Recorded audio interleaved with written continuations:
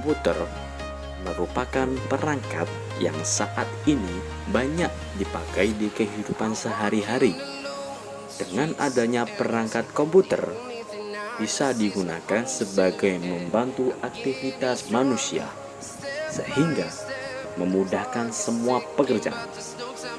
Sejarah komputer pun terus berkembang setiap waktu, hingga sampai kita rasakan sekarang ini. Hal ini memang telah terbukti dengan digunakannya komputer di mana-mana, apalagi di setiap lini kehidupan pada zaman sekarang. Tidak dapat dipungkiri memang manusia sekarang akan lebih cenderung bergantung terhadap komputer di setiap kegiatannya. Akan tetapi, proses perkembangan dari komputer tidak serta-merta canggih karena ada tahapannya. Komputer sekarang memang telah jauh berbeda dengan komputer terdahulu, mulai dari segi bentuk, kinerjanya, hingga komponen yang dipakai. Sebab komputer terdahulu memiliki ukuran yang bisa menghabiskan satu ruang. Berikut ini akan kita jelaskan sejarah perkembangan komputer dari generasi ke generasi.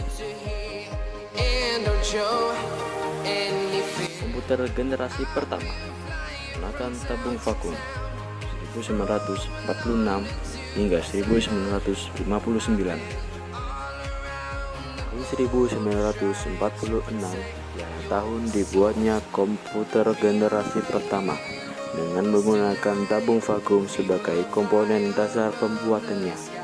Tabung yang sebagai komponen dasar ini memang dikenal tidak efisien di beberapa aspek, sebab komponen tersebut cepat sekali panas ketika dipakai. Selain itu, komponen ini memerlukan daya listrik yang sangat besar dalam pengoperasiannya. Electronic Numerical Integrator and Computer atau ENIAC adalah salah satu contoh komputer generasi yang pertama.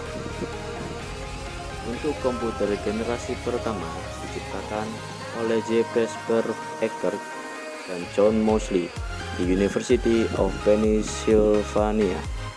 Mereka berdua membangun ENIAC dengan menggunakan 18.000 tabung vakum dengan ukuran 1.800 kaki atau 549 meter dan mempunyai berat yang mencapai sekitar 30 ton. Sejarah komputer generasi pertama ini menjadi digital elektronik yang dipakai untuk kebutuhan paling umum. Program ENIAC ini sudah dirancang pada tahun 1942, namun dimulai baru di tahun 1943 dan selesai pada tahun 1946. Bentuk program ENIAC memiliki ukuran yang sangat besar. Pada peletakan program ini saja memerlukan ruang seluas 500 meter persegi. ENIAC ini juga menggunakan 75.000 relay dan saklar, 18.000 tabung, 70.000 resistor, dan 10.000 kapasitor. Saat memulai pengoperasiannya, ENIAC membutuhkan daya listrik yang sangat besar, yaitu sekitar 140 kW. Untuk bahasa yang digunakan pada komputer generasi pertama ini adalah bahasa mesin. Bahasa ini menjadi bahasa pemrograman yang sangat dasar, dan bahasa ini hanya dimengerti oleh komputer. Dana yang diperlukan untuk membuat perangkat tersebut mencapai 1 juta US dollar. Namun kemampuan komputer generasi ini memang sangat terbatas, sehingga untuk dapat memecahkan masalah membutuhkan waktu yang lama. Bahkan pengguna harus memakai kartu berlubang atau disebut punch card, serta pita kertas untuk dapat melakukan input agar dapat melakukan output yang dihasilkan berupa printout. Menggunakan biaya pembuatan fantastis, namun fungsinya sendiri ini belum maksimal. Ciri-ciri komputer generasi pertama memiliki hardware ukuran yang jauh lebih besar serta memerlukan ruang yang luas. Interior desain sistem operasi dibuat secara spesifik dan hanya dapat melakukan tugas tertentu. Program hanya dapat dibuat memakai bahasa mesin, menggunakan silinder magnetik untuk menyimpan data, membutuhkan daya listrik yang besar, perlu mesin pendingin karena cepat panas, memiliki kapasitas simpan yang kecil, kinerjanya lambat, memakai konsep store program, dan menggunakan magnetic core storage sebagai memori utama, menggunakan tabung hampa sebagai sirkuitnya. Komputer generasi kedua, transistor, tahun 1959 hingga 1965. Tahun 1959, komponen untuk merancang komputer ialah teknologi transistor. Tabung vakum yang berfungsi sebagai komponen dasar di komputer generasi pertama telah tergantikan dengan teknologi transistor. Komponen ini dinilai jauh lebih efisien jika dibandingkan tabung vakum. Sejarah komputer dan perkembangannya dengan menggunakan dasar transistor mempunyai ukuran lebih kecil dibandingkan tabung vakum. Daya listrik yang diperlukan lebih kecil untuk pengoperasiannya.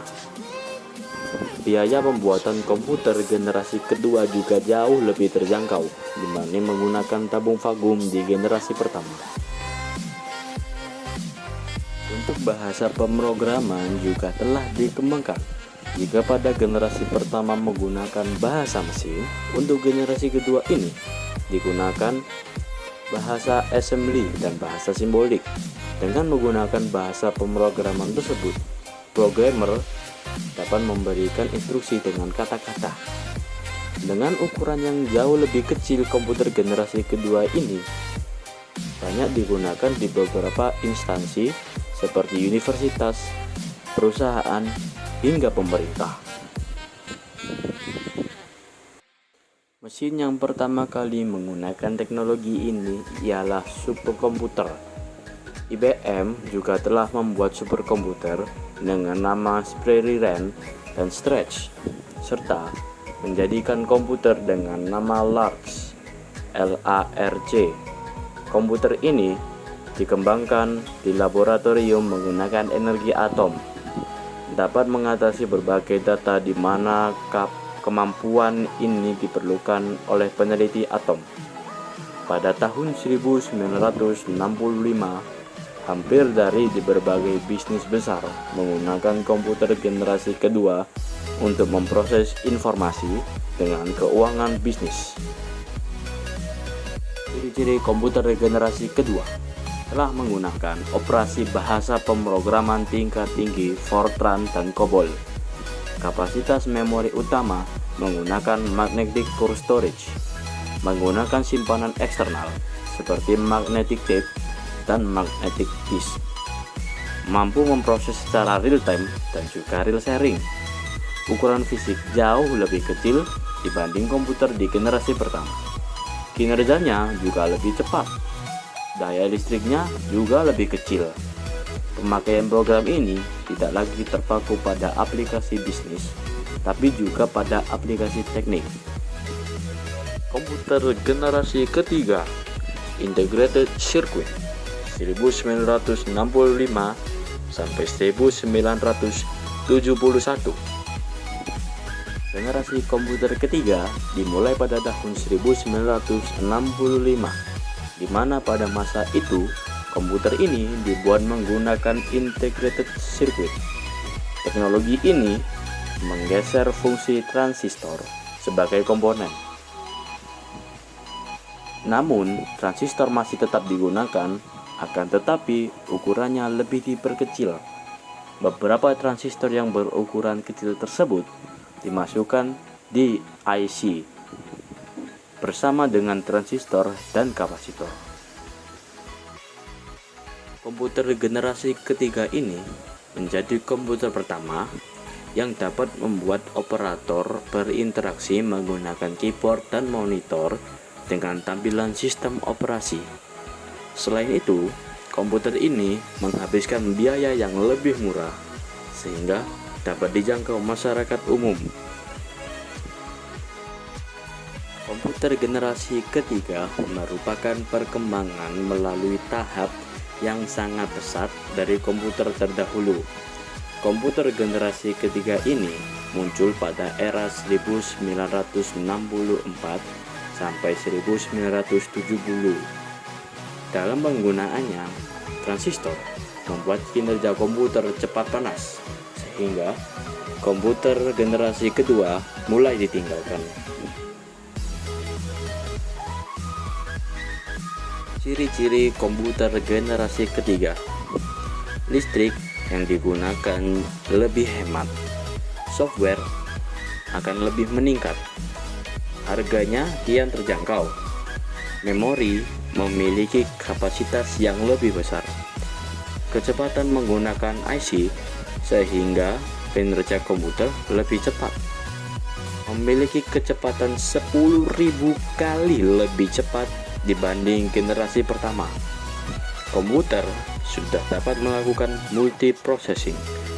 Komputer sudah menggunakan visual display dan dapat mengeluarkan suara. Menggunakan penyimpanan luar seperti disket magnetik. Mampu melakukan komunikasi dengan komputer lain. Komputer generasi keempat, mikroprosesor 1971 hingga sekarang.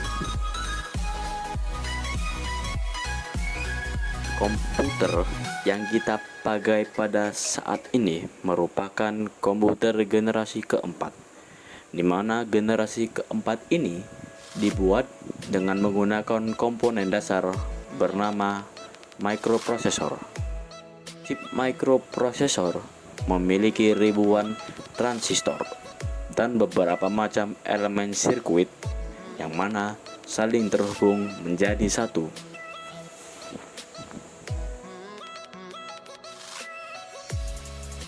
Intel menjadi sebuah perusahaan yang paling berpengaruh terhadap perkembangan chip mikroprosesor karena mereka berhasil menciptakan Intel 4004 yang merupakan cikal bakal perkembangan komputer.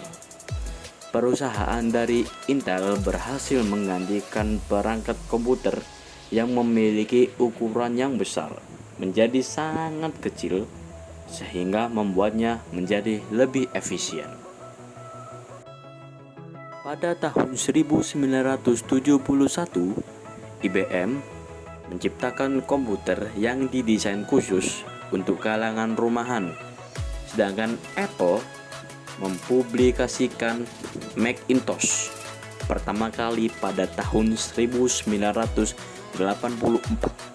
sebagai sistem operasi untuk dapat dijalankan dari perangkat komputer.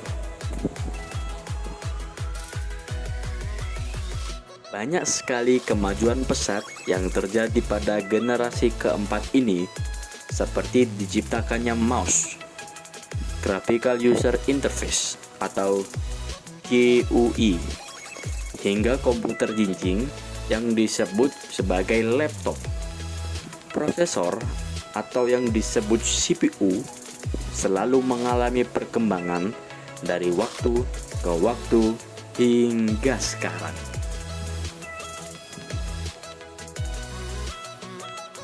Ciri-ciri komputer generasi keempat: dapat menggunakan LSI atau Large Scale Integration. Sudah dikembangkan dengan memakai semikonduktor dan mikroprosesor yang berbentuk seperti chip untuk memorinya. Dipasarkan juga pada sektor perorangan. Selalu muncul komputer terbaru yang lebih efisien dan mudah dibawa kemana-mana seperti laptop. Komputer generasi kelima atau Artificial Intelligence dari sekarang sampai masa depan. Pada generasi kelima ini sebenarnya masih tahap pembangunan, di mana generasi ini akan mempunyai teknologi yang dibuat dengan berdasarkan kecerdasan buatan atau artificial intelligence.